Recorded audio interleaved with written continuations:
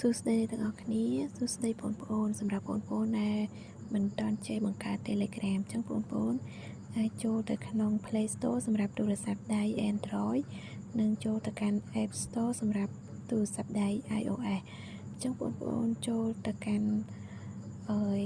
Play Store ហើយបងប្អូនវាយពាក្យថា Telegram ជាភាសាអង់គ្លេស TELEGRAM បន្ទាប់មកទៀតបងប្អូនចុចជ្រើសរើសយកពាក្យថាដំឡើងឬក៏ download នៅពេលដែល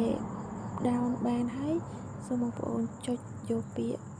តាមវីដេអូនេះមកហើយសម្រាប់ទូរស័ព្ទខ្លះគឺ load លេខទូរស័ព្ទចូលអូតូសម្រាប់ទូរស័ព្ទខ្លះគឺយើងត្រូវការវាបញ្ចូលលេខទូរស័ព្ទដោយខ្លួនឯងនៅត្រង់នេះគឺយើងរងចាំលេខកូដដែលក្រុមហ៊ុន Telegram បានផ្ញើមកកាន់លេខទូរស័ព្ទដៃរបស់យើងផ្ទាល់ដែលជាលេខទូរស័ព្ទយកទៅបង្កើត Telegram ហើយសម្រាប់លេខទូរស័ព្ទនេះផងដែរគឺគេខលមកលេខនឹងហើយគេហៅលេខនឹងឲ្យយើងអញ្ចឹងសូមយើងចងចាំលេខកូដទាំងអស់ហ្នឹងឬក៏អាចគាត់នៅលើกระดาษមួយហើយយកមកវាបញ្ចូលនៅក្នុងកឡោនទាំង5ហ្នឹងអញ្ចឹងលេខកូដទាំងអស់ហ្នឹងគឺមាន5ហើយគេហៅផ្ទៀងផ្ទាត់ដល់តែ3ដងបន្ទាប់មកទៀតសូម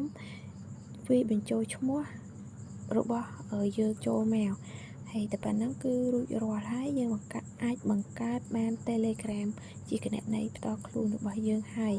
អញ្ចឹងនៅក្នុង Telegram នេះអាចលេងជាឆាតផ្ទាល់ខ្លួនក៏បាន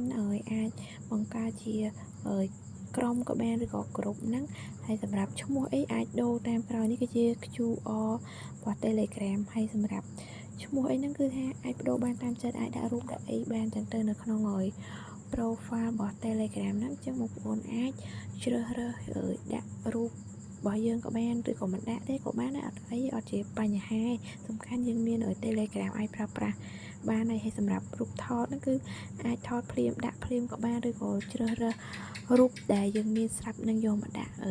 ក្នុង profile ហ្នឹងក៏បានដែរអត់ជាបញ្ហាអីទេតែប៉ុណ្្នេះគឺថាអាចប្រើប្រាស់ Telegram បានយ៉ាងមកស្រឡាញ់ហ្មងបានយ៉ាងមកហ្មងអញ្ចឹងសម្រាប់ Telegram មួយគឺអត់មានអីពិបាកនៅក្នុងការបង្កើតឬក៏ប្រើប្រាស់អីទេគឺងាយស្រួលនៅក្នុងការ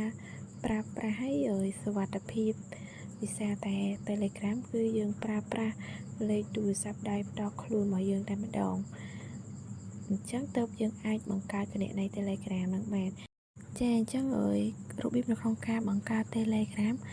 គឺតែប៉ុណ្្នឹងឯងអស់ហើយមានតែប៉ុណ្្នឹងឯងអញ្ចឹងសម្រាប់អ្នកដែលអត់ទាន់ចេះបង្កើតអាចមើលតាមវីដេអូនេះបានគឺងាយស្រួលខ្លាំងមែនទែនអរគុណជម្រាបលា